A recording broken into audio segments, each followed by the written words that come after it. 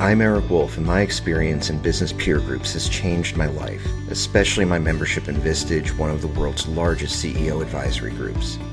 I'm an entrepreneur, a business owner, and a Vistage speaker on the power of marketing.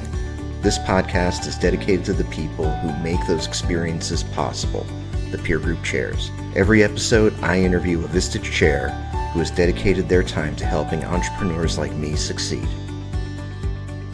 Welcome to Chairwaves. My guest today, and it is a real privilege for me when the people that I get to interview are my friends, and while many Vistage chairs are my friends, Rick is a friend that I have known for it's been like 8 or 9 years now. Yeah, time flies. Time flies. Would you call this fun or? It is. It's hard to believe. I've known you almost as long as I've been a chair. I've been coming up on 9 years now as being a chair. So welcome. I am so glad to have Rick Rodgers as my guest today. Rick, formal welcome. Thank you. It's good to be here, Eric. It was awesome I got to spend a good amount of time with you at Chairworld just a couple of weeks ago, and it's funny that we have to, that we live like 15 minutes away from each other, but we have to get on a plane to have to see each other more often. Yeah, I think my joke was I'll see you next year. Yeah, exactly. But we did just get back from Chair World, and a lot of chairs had a lot of good things to say about their experience. What was your experience in San Diego this year, and what do you look forward to when you get on the plane to go to Chair World? It's always fun to go to San Diego. The weather's always beautiful, and as you know, what we left behind here in Denver is quite a treat. I got to say that Chairworld never disappoints, and all the sessions that are there. This year I got to actually be a part of one of them and present. And actually, we're going to talk in a little bit about your topic, because that I know it's really near and dear to your heart. What was your biggest takeaway from your weekend in San Diego? God, the connections. It's such that a year goes by and I see these folks that I haven't seen in a year, and it's like we pick up right where we left off. So it's a lot of fun to reconnect. You're a person that has you've been privileged to do a lot of different things. You've had trials and tribulations both before and after becoming a chair. Let's talk about you've got one of the most unique job histories of anybody that I know. You worked for NASA. You worked as a fireman and an EMT. Paramedic. You've also paramedic. If you is EMT the wrong word? Or It's about 2 years more training to be a paramedic. Gotcha. Okay, I didn't see. I've already learned Yeah. something from you. So yeah, if you call the ambulance, you need to request the paramedic, not the EMT. Right. They do a great job. Don't get me wrong. In the street, in emergency medicine, that's where it all starts. So thank goodness we have them. And you served on boards, and you've been an entrepreneur. Tell me roughly how this journey kind of came into place, and then how that actually led you to your new career as a Vistage chair. It is pretty unconventional, as you do imagine. I think I said that. Starting off with, as a kid growing up, my dad had a radio and television repair shop. Growing up in the 60s in Florida, Daytona Beach, Florida, not far from the Cape. It was a lot of fun growing up in that area. I'm not really the same as it was when I grew up, but coming up through that, I decided I wanted to be a fireman and a firefighter to be more politically correct. Okay. And that led to being a paramedic. And I started, I was 18 years old as leaving the TV shop and going to be a volunteer at 17 and then getting hired right after that, after I was of age, and working as a paramedic and a firefighter for many years, and then getting the opportunity to go and be on a team that led to what formerly is known as the DoD, as a rescue specialist at NASA and around the world. And I decided it was a young person's game. And at 30 years old, I came out to go to school um, to get a 4-year degree. I had a 2-year degree in emergency medicine and one in fire science, and it didn't add up to a 4-year degree, as I found out very quickly. And went to DU, got an a BSBA international business degree there. Went on to get an MIM as an international master's international management. Now it's known as an international MBA. And you say finance when you're in graduate school, and before you know it, you're funneled off to Wall Street, where I went to work for Lehman at the time. For a short period of time, I went back to school. I was 31 years old, and so at 37, I'm coming out with an MBA, international MBA, and going to Wall Street, and those hours about killed me. I was grandpa for sure. Came back to Denver and got into some private equity firms, and then into commercial banking. What would you say that you learned in, as a you've seen a lot, and uh you came from more of a blue collar background. You did extraordinarily hard jobs. What did you learn from being a firefighter and a paramedic? What's the thing that you took away from those years that you're still carrying with you today, and that plays into your Vistage groups? You know, I think about one of the things that really helped me a lot was, and I didn't know it at the time because it was a secret, it was dyslexia. For a long time, I believed that it meant that I was less than. So I overcompensated by choosing high risk careers and earning several degrees and trying to prove I was capable. And what it really gave me was empathy. And I know what it feels like to sit in a room and wonder if you belong. So I'm very intentional about creating space where leaders can be fully honest and transparent and without judgment. And That's even where the in your growth happens, Eric. That's where I think that's the secret sauce for our and Vistage groups and our coaching. well, now uh, you lead groups of business owners and executives, and despite the fact that many people in the room with you have achieved quite a lot, those are still people that very often are still wondering, do I belong? That's the truth. It's you've probably heard this from a lot of chairs, and until you get into a high trust, high challenge environment, um, not much happens. And it's, we laugh, we push, and we support. It's not soft by any means, No. but it is certainly a place for folks to come and remove the mask, be themselves. And I know when I first started off, my first group was humbling.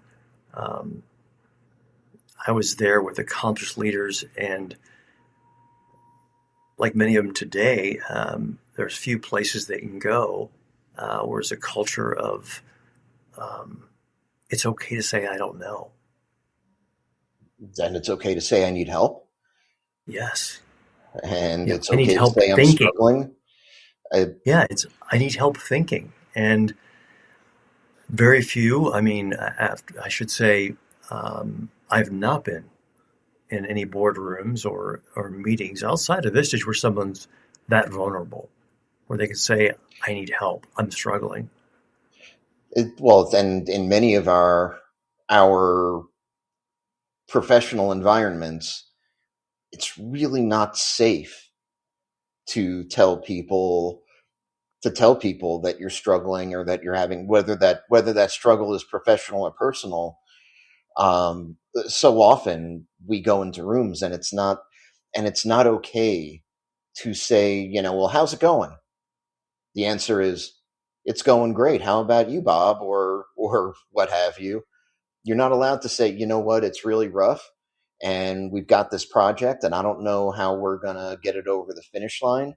I'm really struggling. I don't know what to do. We're not allowed to say those things professionally. As leaders, I mean, people are looking to us for all the answers. I know in banking and on my whole career, outside of being a chair, has been having the answers. And I think that's something that's ubiquitous. It's across all my groups, um, folks that are boomers, all the way down to folks that are they're in their 20s, right? That just Right. don't feel like they can say those things. Rick, what was your introduction to Vistage? How did you at what point did you become aware of Vistage, and at what point, and what did your journey to becoming a chair look like?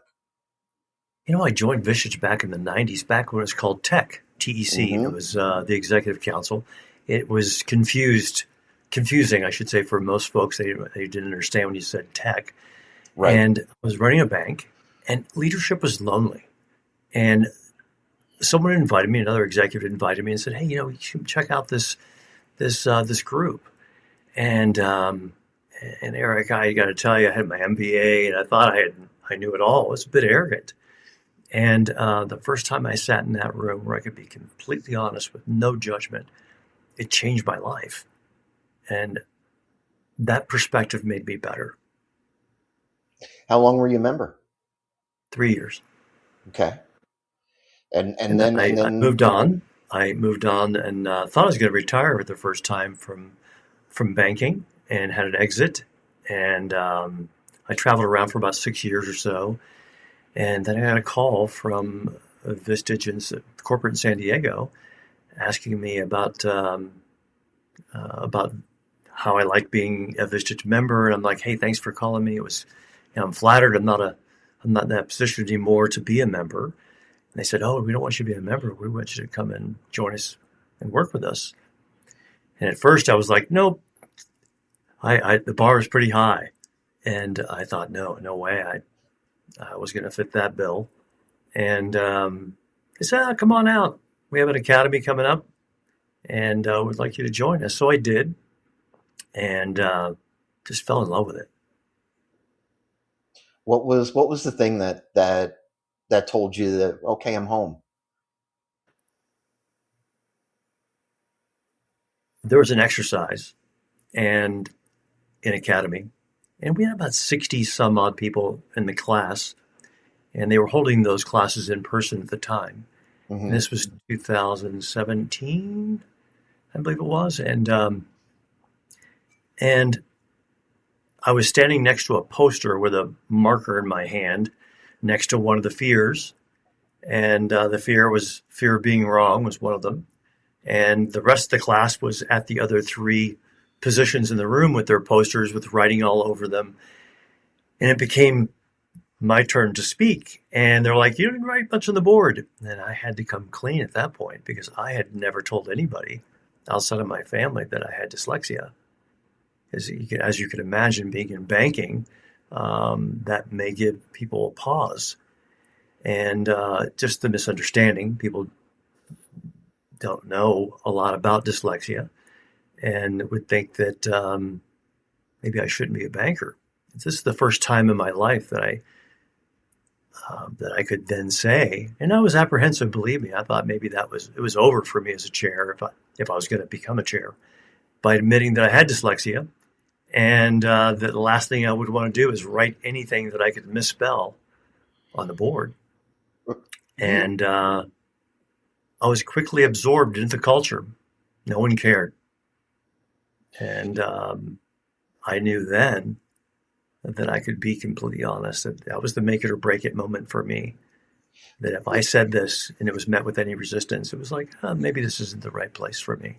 Let's talk about, now seems a really good point to talk about the role that dyslexia has played not only in your life, but in working with a well, with a mutual friend.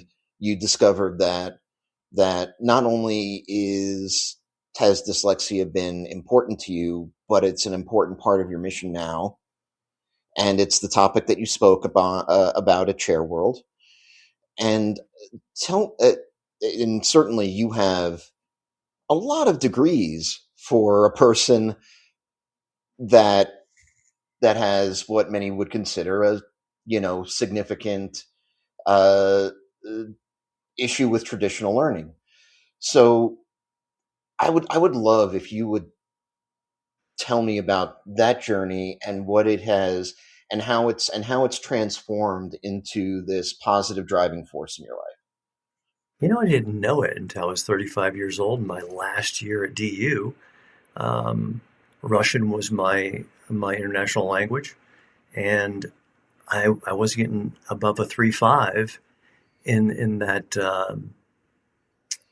that class. It was holding me back. I wanted to go to graduate school and also get my JD at the same time. And I was being told, "Hey, you need to bring those scores up." And I was right around a 3.5, 3.6, but I needed a better GPA to qualify in those programs. So I took the advice of someone, and they said, "No, you could already test out of Russian. You could read, write, and speak. You've already tested out. Why are you still taking it? Uh, Take." Okay, so I forget if we've actually talked about this or not, but it's a little known fact that I took Russian in high school. Oh, Uh, my my dad was like, "Oh, this is going to be a real important language to know," and then of course, when that was right before the whole thing collapsed, um, and the Soviet Union was just gone one day. Um, but how in the world do you do you get good at reading, writing, speaking a language like Russian as somebody who is dyslexic? That's remarkable to me. you know what? The funny part, or the catch to all that, is that the phonetic code, right? We have a Cyrillic language, which is the Russian language, 33 characters, versus English, right? Where we have it's a very difficult language, and it's decoding is really what dyslexia is all about. It's hearing the Yeah. sounds, decoding them, and I had to learn this as a skill as an adult. So it was easier to do that than lean on a phonetic code that I can't use or I don't know very well. And that's part of the dyslexic chain, if you will, that happens. And that's super That interesting because Russian is a very, very phonetic language. I mean, the Russian words in Russian are spelled exactly the way that you would expect them to be, versus English, where the word right can be spelled three different ways, and all of them are correct in different contexts. Yeah, you're right on. That's exactly it. It came down to the phonetics, and that I had to learn that and learn the hacks as an adult, right? As someone that didn't know any better, because I didn't know that I had dyslexia. I just knew I had to Right. work really hard. And that things didn't work out for you in a classroom the way that it did for other folks, but not probably understanding why. Yeah, flunked my first exam, and that's when one of my business professors said, "I want you to go over to learning effectiveness." I'm like, "What's that?" I said, "Well, they may be able to help you out." So I went over. I was there for almost a full day, and they said, "Do you have dyslexia?" And I'm like, "Oh, well, what do I do?" They said, "Nothing. Pick a curriculum that you can get through." And I'm like, "I graduate in 5 months." And Right. so it was just one of those things, Like, Eric. that I didn't know any toothpaste better. ain't going back in the tube. We got to finish now. Yep. I went back and took picked up my language again, which I was doing fine in, and had some tutoring on reading because reading is a reflex, not what most people think. And I had some specialists come in. In fact, we have. I learned from a speaker that's been on our circuit for many, many years, Steve Snyder. He's in Hawaii, and he teaches a method called trifocus that Right. took me from 68 words a minute, Eric, to over 800 words a minute with full comprehension.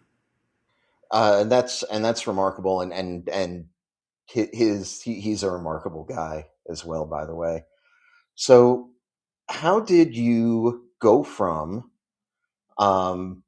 obviously you finished your degrees and you had a successful career, but now recently you've kind of gone through this reawakening in terms of what this means in your life and what you're going to do with it, and you've really made it a big part of your focus, not only as a human but as a chair, as a professional. How did that light bulb come on? It was just I had been taking a class on greater purpose, and it was recommended by other chairs by a woman you actually had in the show, Yeah, Suzanne Livingston. mutual And mutual friend, very cool person. yeah, brilliant, absolutely brilliant. And I was in the class for about 8 months, and I was looking at a word that I didn't recognize, and my wife was like, "Do you know this word?" And it was out of context for me. That's what happens with dyslexia. If you're not looking for it, sometimes you won't see it when it comes to a written word. And it was like lightning hit. It's like dyslexia. I don't want anybody to walk in the shoes I walked in the silence and shame that goes with that, both the the the social shame and the self shame that goes with it. And I thought, I don't want anyone to have to deal with what I dealt with Right. having what I thought was a disability. And I didn't have kids because of that. And I have to say, today it's a different game. But I decided that I didn't want to bring in another person in the world with dyslexia. I had no idea, Eric, the help there is today because I kind of buried my head in the sand. It was a secret, and and for since I was 35. and something that was not a there was shame, it sounds like, that was very much wrapped up in that. So Very much. when I'd love to hear about the talk that you gave at Chair World and how that was received, and how now you're approaching your world with this knowledge and with your eyes opened in a different way. Yeah, this came around pretty quickly, serving your neurodiverse members, and that means not just the member themselves, but the members' employees, their families, and the ripple effect that goes out Right. from that. And it covered dyslexia, it covered autism, and it covered ADHD. And these are all brilliant folks that are afraid to tell anybody that they have this condition that is stigmatized. And 1 in 5 people have dyslexia, and 30% of the people that have dyslexia have ADHD. And there's a lot smaller percentage that have autism.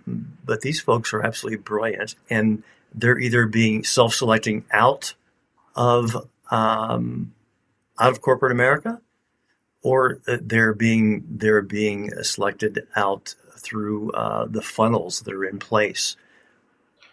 There's an interesting thing, and this came up in a completely unrelated conversation that I was having with somebody just the other day, and there is undoubtedly an association. One of the things that he struggles with is ADHD. The gentleman that I was talking to, business owner, um, you know, really good guy, and there are a lot of entrepreneurs that have ADHD and don't know it. I think that there's almost like a self um, determinism type of a thing that a lot of people that have, whether it's ADHD or like a very high functioning autism, there are a lot of people like that come to be business owners. A And disproportionate amount of business owners have that. I mean, if I just look at the broad stats, I mean, out of that 1 in 5 dyslexics, and then 30% of them being ADHD, those folks, 1 out of 4 of those are entrepreneurs, and 1 out of 3 of those are multimillionaires. I'm And going to it's go ahead and say that there's a lot of us in this community as business owners, entrepreneurs, people who are doing the innovative thinkers that are undiagnosed. And 80%, 80%, Eric, go undiagnosed. And the way that they find out they may, and they still are diagnosed, they find out that their kids, their kids are diagnosed. And one of the nice things about this is because when it happens when you're a kid, it's a whole different story. And in fact, Colorado is one of the few states that next year it's mandatory for every child in school to be tested. I mean, I'm proud to live in Colorado for many reasons, and this is just another one that I just learned about this, Eric. well, this has been a terrific conversation. We're running out of time, but real quick, what what recommendations, like what when and your groups have been seeing you go through this journey, right? And I'm sure that they've been hearing a lot about it over, I'm sure, the last several months as you've been kind of solidifying your ideas around this topic and what it means to you and what it means to the community. What's the discourse like in your groups about neurodiversity and dealing with the things that not only make us entrepreneurs but have probably also caused struggles? I recognize some of these things, some of the traits, some of the strengths, and some of the challenges. I recognize them very quickly. And really all we can do as chairs, as leaders, Eric, is provide the information and self-disclose. I mean, when I introduced myself at Chair World as I'm Rick Rodgers, a Denver chair, and I have dyslexia, I never thought I would ever say that. But that one statement alone, I've had countless folks reach out to me in various ways that want to talk, that want to understand more. And that goes for my groups too. People that it's not about labeling or fixing. It's just about providing the information, let people come to a conclusion that, wow, I think I want to know more, right? The self-realization. And the advice I would have is just slow down, think. Clarity beats speed every time. And that goes across the board, whether they're neurodiverse or not. But these leaders, we need them more than ever. And one of the things that we're finding is that the trades are full of them. They're full of these folks that didn't want to go traditional route. They dropped out of high school, some of them, but they're genius. Right. We need to tap into these skills, Eric, because the world needs this more than ever. Rick Rodgers, really great guy. Proud to call him a good friend. He's got a CE group, a key group, a trusted advisor group. Rick, if folks have questions about your groups or even just want to talk about these really important aspects of leadership and being a leader while also being neurodiverse, what's the best way to get in touch with you? You can use the phone, the old-fashioned way, 303-520-6447, or rick.rogers@vistagechair.com. Rick, thank you so much for being an incredible guest, an incredible guy. I really appreciate you. Thank you, Eric. I appreciate you. Thanks for listening to this episode of Chairwaves. You can subscribe to our feed using Spotify, Apple Podcasts, or your platform of choice. You can also visit chairwaves.com for more information. Chairwaves is hosted and produced by me, Eric Wolf, and to connect with me, you can visit my website at ewolf.live. That's EWOLF.live. And a disclaimer, while I love Vistage and CEO peer groups, this podcast is not owned by or affiliated with Vistage or any other peer organization. Thanks for listening.